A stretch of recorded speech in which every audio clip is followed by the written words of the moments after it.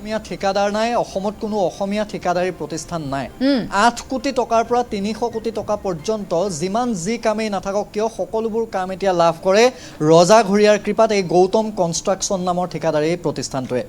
অনা অসমীয়া বিলাচীপাৰাৰ এই অনা অসমীয়া প্ৰতিষ্ঠানটোৱে য'তে ত'তে ৰাজ্যখনৰ য'তে ত'তে বিশেষকৈ উজনি অসমৰ গোলাঘাট, ডিব্ৰুগড়, শিৱসাগৰ, যোৰহাট আপুনি য'তেই নাযাওক কিয় যিমান প্ৰকল্প নাথাকক কিয় সকলোখিনি কেৱল গৌতম আৰু গৌতম কনষ্ট্ৰাকশ্যন। আৰু এওঁলোকক বৰপীয়া পাৰি দিয়ে একাংশ জনপ্ৰতিনিধিয়ে।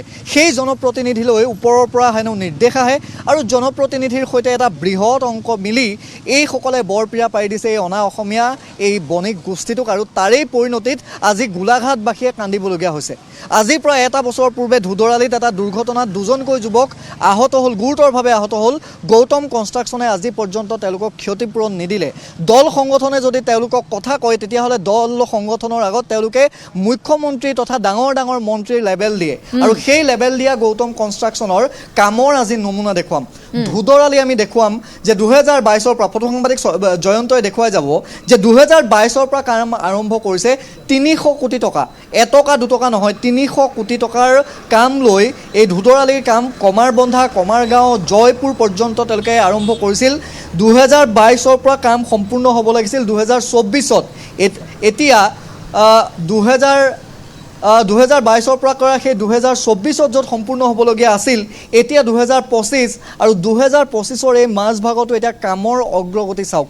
এইটো গতিত মই প্ৰথমতে এটা ভিজুৱেলছ দেখুৱাম যে ইয়াৰ স্থানীয় যিসকল ব্যৱসায়ী সেই ব্যৱসায়ীসকলৰ যিসমূহ দোকান সেই দোকানসমূহত এতিয়া সামগ্ৰী কম, ধূলি বেছি, মানুহ নহা হৈছে।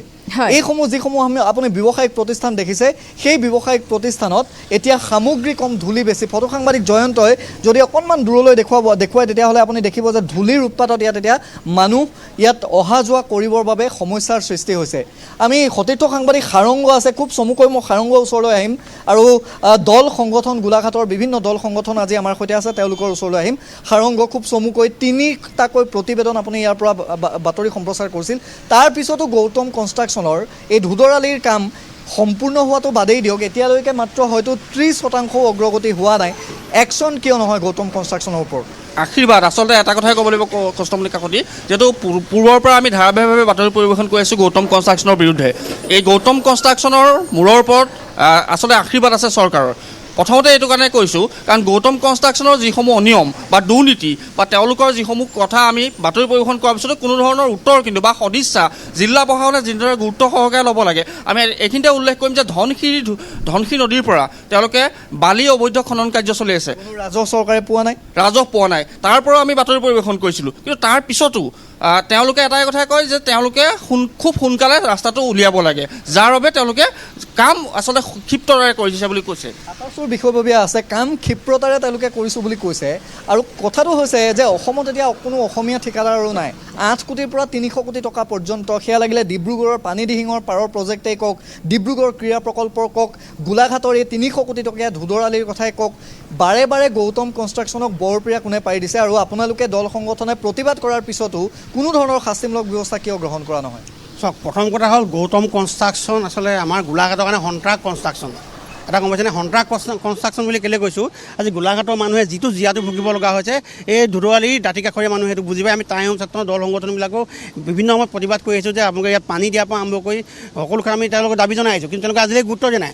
আৰু লগতে আজি এজনে কৈ গৈছে যে ছইল যিটো ধনশিৰি বালি যিটো ছইলটো গৌতম কনষ্ট্ৰাকশ্যনৰ কোনো নামগোন্ধ নাই। নামগোন্ধ নোহোৱাকৈ ডেইলি 100-150 গাড়ী পাৰ হৈ আছে। 100-150 গাড়ী কাৰ চত্বৰত পাৰ হৈ আছে। আৰু বিশেষকৈ এইজন আমাৰ ইয়াৰ যিসকল বিষয়ববীয়া আছে, মানে গৌতম কনষ্ট্ৰাকশ্যনৰ যি তেওঁ ঘৰুৱা মানুহ বুলি কয়, তেওঁৰ লগত আমি যোগাযোগ কৰোঁ, তেওঁ ডাইৰেক্ট মুখ্যমন্ত্ৰীৰ কথা কৈ দম ফালি মাৰে। আচলতে বিজেপি চৰকাৰখনে কেৱল মাত্ৰ বহিৰাগত বণিক গোষ্ঠীক আচলতে স্থান দি আহিছে।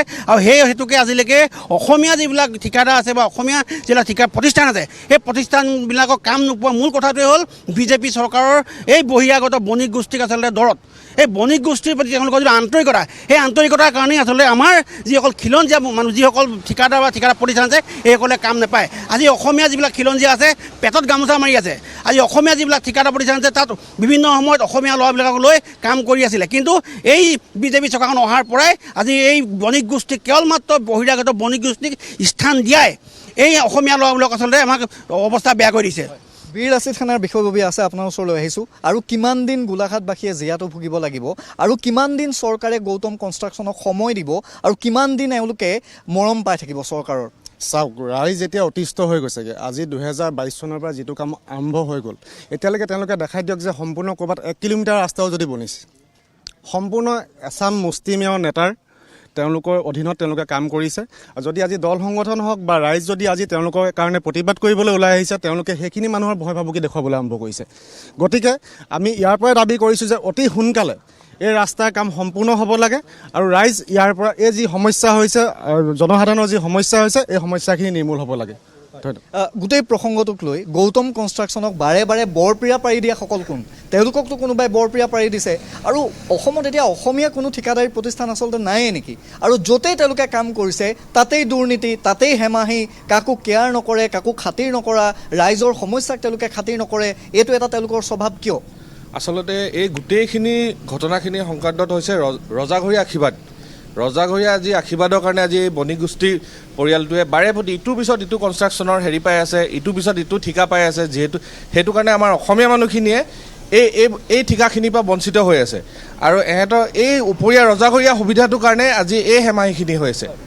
দল সংগঠনৰ প্ৰতিনিধি আছে, মই অকণমান আপোনাৰ ওচৰলৈ আহিছোঁ। এই গোটেই প্ৰক্ৰিয়াটো দল সংগঠন মই বাদেই দিলোঁ, আপোনালোকে দল সংগঠনৰ প্ৰতিনিধি হিচাপে নহয়, গোলাঘাটবাসী ৰাইজৰ প্ৰতিনিধি হিচাপে গৌতম কনষ্ট্ৰাকশ্যনক কোনে বৰপ্ৰিয়া পাৰি দিয়া এই গোটেই প্ৰক্ৰিয়াটো বা গৌতম কনষ্ট্ৰাকশ্যনলৈ কিবা দাবী, চৰকাৰলৈ কিবা দাবী থাকিবনে, আৰু কিমান দিন আপোনালোকে ভুগিব লাগিব? চাওক, 2022 বৰ্ষতে যিটো কাম গৌতম কনষ্ট্ৰাকশ্যনে আৰম্ভ কৰিছিলে, আজি পৰ্যন্ত সম্পূৰ্ণ নহ'ল। যিহেতু কামৰ এটা লিমিটেশ্যন থাকে, মানে এটা পিৰিয়ড থাকে, কিন্তু সেই পিৰিয়ড আজিৰ তাৰিখত 2 বছৰ অতিক্ৰম কৰিলে। 2 বছৰ অতিক্ৰম কৰাৰ পিছতো আজি এই কামখিনি সম্পূৰ্ণ নহ'ল। আৰু তেওঁলোকক আজি ঠিকাদাৰী প্ৰতিষ্ঠানসমূহক, কেৱল গৌতম কনষ্ট্ৰাকশ্যনে নহয়, ঠিকাদাৰী প্ৰতিষ্ঠানসমূহক আমি যেতিয়া ৰাস্তাৰ তেওঁলোকে নিৰ্মাণ কৰি থাকে, নিৰ্মাণ কৰি থকা অৱস্থাত যিসমূহ আপোনাৰ ধূলি মানে আৰু তেওঁলোকে পানী দিব লাগে। হয় হয়, পানীৰ যিটো ব্যৱস্থা কৰিবৰ কাৰণে আমি তেওঁলোকক টেলিফোনিক আকৌ জনাব লাগে, বাৰম্বাৰ ক'ব লাগে যে স্থানীয় মানে যিখন যাত্ৰীসকলৰ বা ৰাইজৰ যিটো অসুবিধা, সেই অসুবিধাৰ জীয়াতু ভুগি আছে ৰাইজে। গোটেই প্ৰক্ৰিয়াটো গৌতম কনষ্ট্ৰাকশ্যনলৈ কিবা আহ্বান থাকিব, কিবা দাবী থাকিব? নহয় চাওক, আহ্বান আমাৰ এটা থাকিব।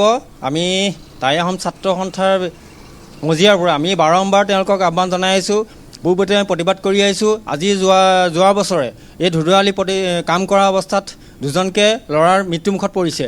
তাৰপিছতো কিন্তু আজি তাৰিখলৈকে তেওঁলোকে কোনো ক্ষতিপূৰণ নাপালে। এইটো আমাৰ প্ৰথম ক্ষোভ। আৰু দ্বিতীয়তে কথা হ'ল, ইয়ালৈ এই মন্তব্য দিবলৈ আহোঁতে আমি ফোন কৰি আহিছোঁ যে ৰাস্তাত ইমান ধূলি, আপোনালোকে পানী মাৰক।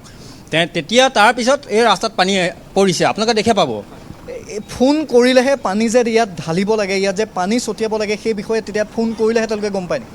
মানে চাওক, কথাটো মানে বিগত বছৰ মানে 3 বছৰ অতিক্ৰম কৰাৰ পিছতো যে আপোনাৰ এটা টাইম পিৰিয়ড থাকে, কাম এটা টাইম পিৰিয়ড থাকে। সেই টাইম পিৰিয়ডটো মানে তেওঁলোকে যদি আমাৰ অসমীয়া ঠিকাদাৰ হ'লহেঁতেন, কিন্তু তেওঁলোকক চৌকচ দিলেহেঁতেন যে আমাৰ নিৰ্দিষ্ট টাইমৰ ভিতৰত কেলৈ কৰিব পৰা নাই। কিন্তু যে আশীষ পুষ্ট মানে হিমন্ত বিশ্ব শৰ্মাৰ মানে তেওঁ ঘনিষ্ঠ হোৱাৰ কাৰণে তেওঁ কিন্তু টাইম পিৰিয়ড পাৰ হোৱাৰ পিছতো তেওঁ এক্সটেনশ্যন উলিয়াই মানে বাৰম্বাৰ এক্সটেনশ্যন উলিয়াই কামটো কৰি আছে। কিন্তু এটা কথা চাওক, আমি যেতিয়া কামটো মানে এটা কাম হয়, এটা গাঁও পঞ্চায়তত কৈছোঁ, গাঁও পঞ্চায়তত যদি এটা কাম হয়, তাত এখন নিৰ্মাণ কমিটি থাকে বা কনষ্ট্ৰাকশ্যন কমিটি থাকে। সেই কমিটিখন থাকে মাত্ৰ 2 লাখ, 1 লাখ বা 3 লাখ টকাৰ ভিতৰত, মানে বাজেটৰ যিটো এটা পুঁজি আহে সেইটোত। কিন্তু এইটোতো কোটি টকাৰ এটা ডাঙৰ প্ৰজেক্ট, 300 কোটি টকাৰ এটা প্ৰজেক্ট।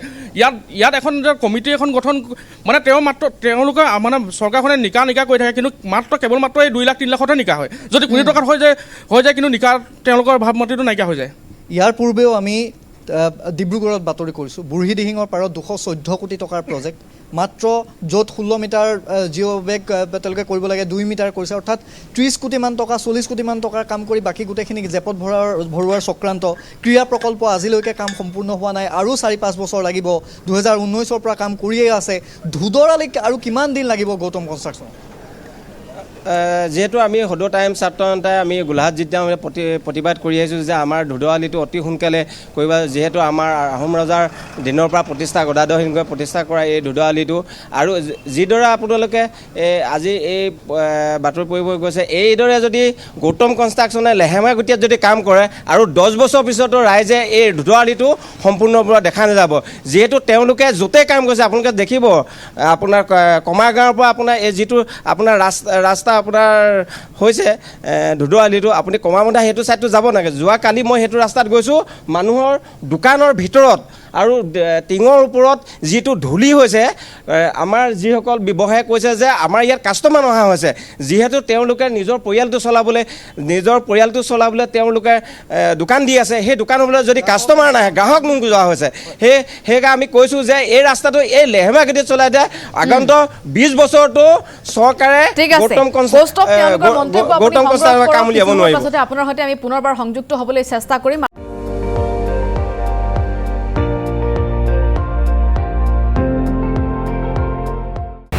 আপুনি চাই আছে ND24, সৰ্বশ্ৰেষ্ঠ নহয় সৰ্বোত্তমৰ দৌৰ।